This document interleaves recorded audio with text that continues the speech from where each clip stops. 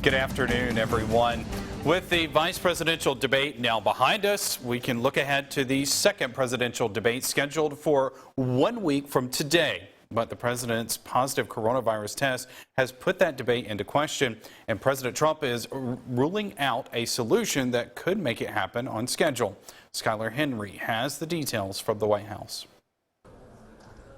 The Commission on Presidential Debates announced next week's debate would be done virtually in light of President Trump's positive coronavirus test. But they didn't run it by the candidates first. I'm not going to waste my time on a virtual debate. That's not what debating's all about. You sit behind a computer and do a debate. It's ridiculous. Democratic presidential nominee Joe Biden said he wants to see if Trump sticks to his word. We don't know what the president's going to do. He changes his mind every second. So for me to comment on that now would be irresponsible. President Trump says he wants to get back on the campaign trail, even saying he'd hold a rally tonight if he could.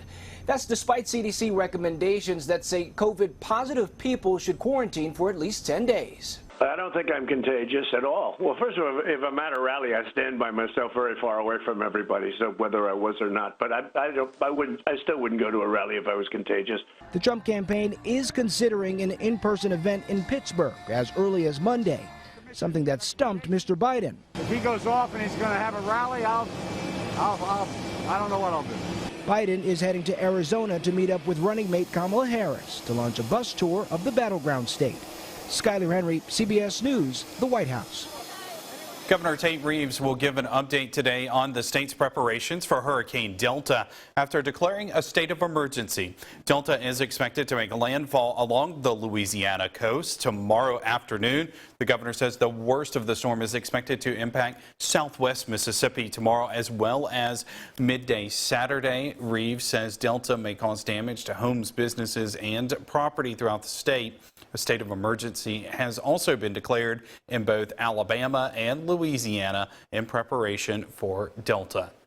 And we'll have an isolated tornado risk on Saturday in addition to some gusty wind and some heavy rainfall on a localized basis. But this is the latest on the hurricane. Sustained wind at 105. Notice this eye trying to cycle up again about 35 miles wide. That was the latest report as far as the center of that storm. On the northern periphery of it, we have a lot of cloud cover blowing off of it. So fairly cloudy, mostly cloudy today. Our Alpha Insurance Camera Network shows temperatures in the 70s. We are still expecting some 80s for highs today, but more clouds and sunshine. We'll have more details on that hurricane in just a few more minutes. Imagine seeing someone in a vehicle going down the road shooting at another car. Oktibbeha County deputies say it happened and they've made an arrest. Now, 19-year-old Zemilian Coulter of Eupora is charged with 2 counts of shooting into an auto. The shooting happened Tuesday night on Highway 182 near Self Creek Road. Investigators say both vehicles were going down the road when the gunfire started. There were 2 people inside the victim's car, but no one was injured. The investigation into the incident continues. An arrest is made in the arson of 2 church vans. Tamarcus Thomas is charged with arson. He was arrested Tuesday and remains in the Lowndes County Jail. The fire happened at 10th Avenue Church of Christ, which is across the street from the old Hunt High School over the weekend. Fire Chief Martin Andrews tells WCBI that investigators believe this fire is unrelated to the one in East Columbus.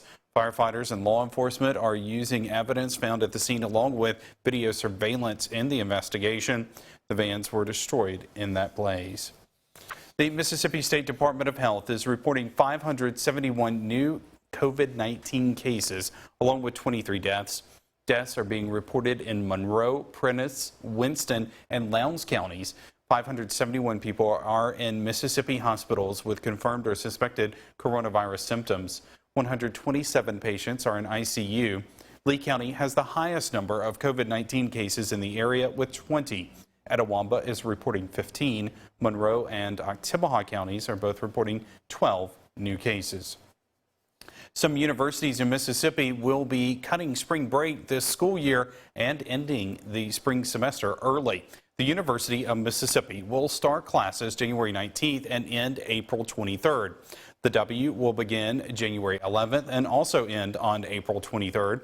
Classes at Mississippi State will begin January 6th and end April 19th. And the University of Southern Mississippi will go from January 20th to April 22nd. Other universities in the state have yet to finalize plans. Decisions are expected to be announced in the coming weeks.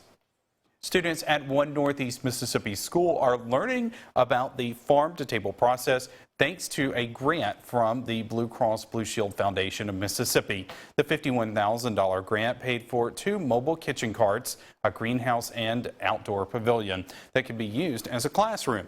Students are able to plant their own vegetables, fruits, herbs, and flowers in the greenhouse while they can make different recipes in the culinary arts kitchen.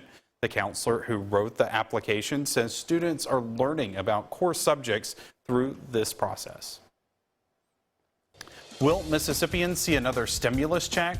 Talks have stalled Mississippi Senate candidates on what should happen next. That's still to come on WCBI News Midday.